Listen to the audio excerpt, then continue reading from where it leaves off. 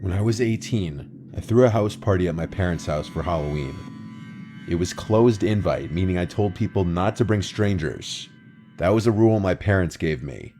They were not at the house that weekend, which was why I was able to throw the party, with another rule being the place needed to be even cleaner than it was before the party.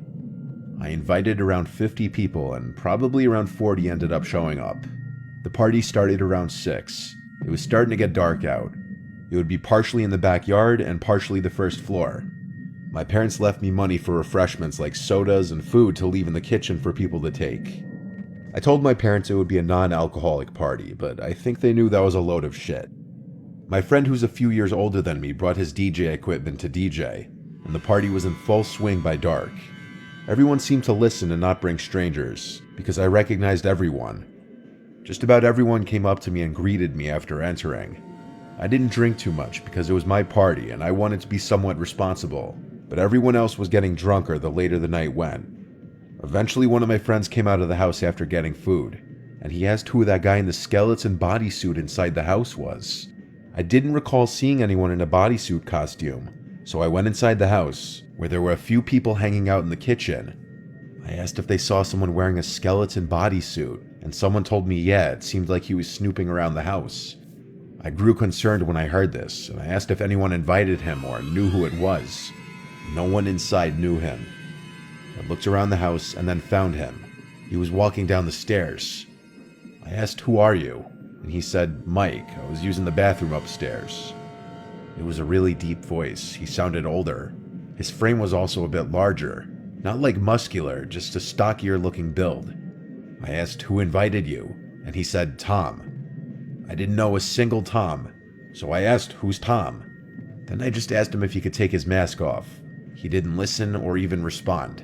He just walked past me towards the front door, then he left. I ran upstairs to check if any of the rooms had been gone through, and if anything had been stolen. All the doors upstairs, except for the bathroom door, were closed, and after a quick look, it seemed nothing was stolen. So I went to lock the front door, and then I told a bunch of my friends about how weird that just was.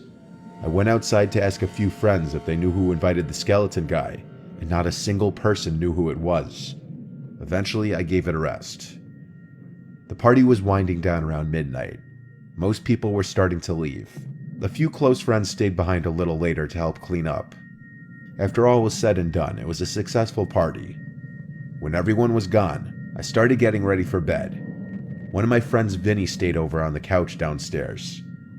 After brushing my teeth and changing into pajamas, I decided to go hang out with Vinny in the living room for a while. We had some drinks and just watched funny YouTube videos on TV. My little sister, who was 14, was asleep by now. She didn't hang outside with the party because she was too young.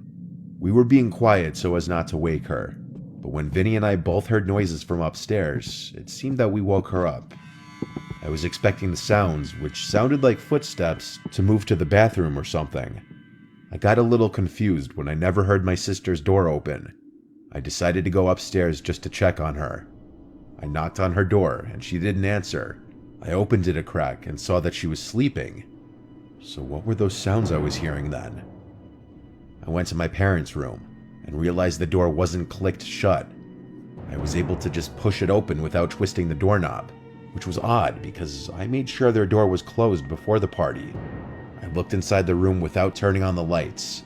Then, as I backed out of the room, I looked through the crack of the door, and on the other side, I saw that guy in the skeleton bodysuit. I made no mistake, I knew what I was looking at. I'm impressed with myself for not running or screaming. I pretended I didn't see him and pulled the door closed. Then I went downstairs and told Vinny that the guy from before is in the house. I had him call 911 and tell them that there's an intruder in the house, while I tiptoed back upstairs to my sister's room, went inside, and shook her to wake her up. I explained to her what was going on and made sure she would be quiet while following me downstairs.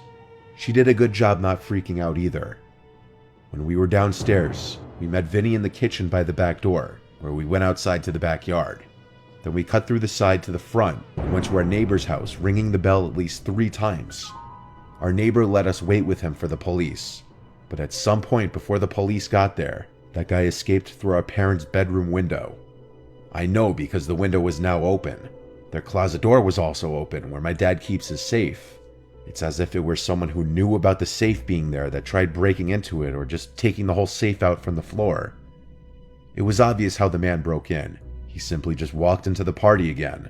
It could have been any number of people, though. We never found out who it was, but it was someone who knew I was having a party, someone older, and someone who knew about my parents' safe. My sister ended up telling our parents about it, and obviously that was the last party I was ever allowed to throw at their house.